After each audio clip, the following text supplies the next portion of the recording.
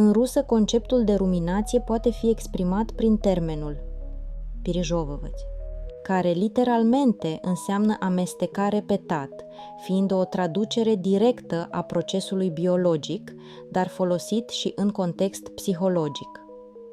Когда мы начинаем пережевывать старые воспоминания, это может привести к бесконечному циклу тревоги и депрессии. Важно учиться отпускать прошлое и двигаться вперед. Acest exemplu descrie procesul de ruminație psihologică, unde persoana mestecă repetat gânduri sau evenimente trecute, ceea ce poate duce la anxietate sau depresie, subliniind importanța de a învăța să lăsăm trecutul în urmă pentru a avansa. Haideți să începem cu o scurtă introducere despre cuvântul rumină. Originar din contextul biologic, unde ruminația descrie procesul prin care rumegătoarele digeră hrana, termenul a fost adoptat în vocabularul psihologic pentru a descrie o tendință umană similară, aceea de a rumega gânduri sau probleme repetitiv și obsesiv. Dar ce înseamnă mai exact să rumini o problemă? Vom explora aceasta împreună astăzi. Ruminația poate părea inofensivă la început, dar adesea se transformă într-un ciclu vicios care poate afecta negativ sănătatea noastră mentală.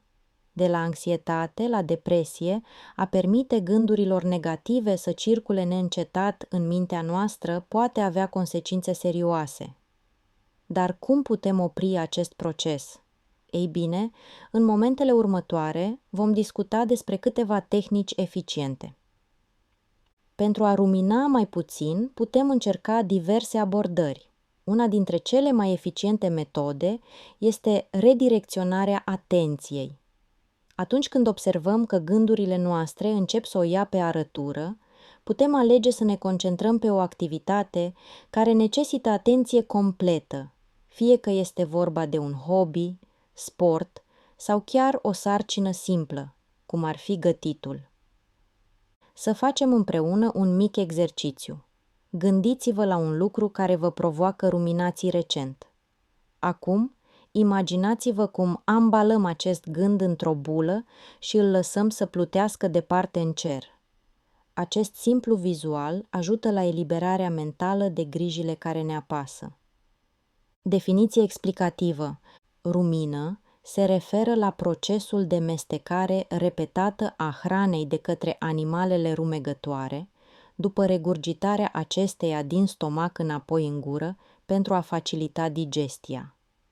Sinteza. Termenul este folosit în zoologie pentru a descrie o etapă esențială în alimentația unor mamifere, precum vaca, oaia sau capra, care posedă un sistem digestiv complex adaptat pentru descompunerea celulozei din plante. Expresii: vaca rumină, liniștită în câmp. După ce a mâncat, oaia a început să rumine. Exemple: în timpul unei excursii la fermă, copiii au observat cum caprele ruminează iarba, un proces fascinant de remestecare a hranei. Observarea animalelor care ruminează poate oferi indicii importante despre sănătatea lor digestivă și nutriție. Sensuri secundare. Într-un sens figurat, a rumina poate descrie și actul de a medita profund asupra unor gânduri sau idei, similar cu procesul lent și repetitiv de digestie a informațiilor. Sinonime: a medita, a reflecta, a cugeta.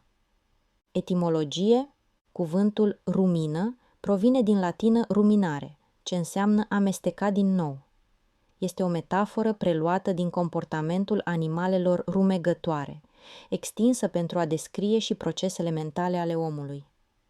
Prin utilizarea sa, rumină evocă o imagine clară a procesului biologic esențial pentru anumite animale, dar și a profundității gândirii în cazul ființelor umane. Mulțumesc pentru timpul petrecut împreună astăzi. Înainte de a ne despărți, aș vrea să vă propun un mic exercițiu de colaborare. Care sunt cuvintele sau conceptele pe care le găsiți fascinante și despre care ați dori să învățăm împreună în următoarele episoade? Scrieți-ne în comentarii sugestiile voastre, fie ele din domeniul științific, artistic sau din viața cotidiană. Haideți să ne înțelegem cât mai bine și să folosim acest podcast ca un pod între culturi și idei. Aștept cu interes să descoper ce teme vă pasionează.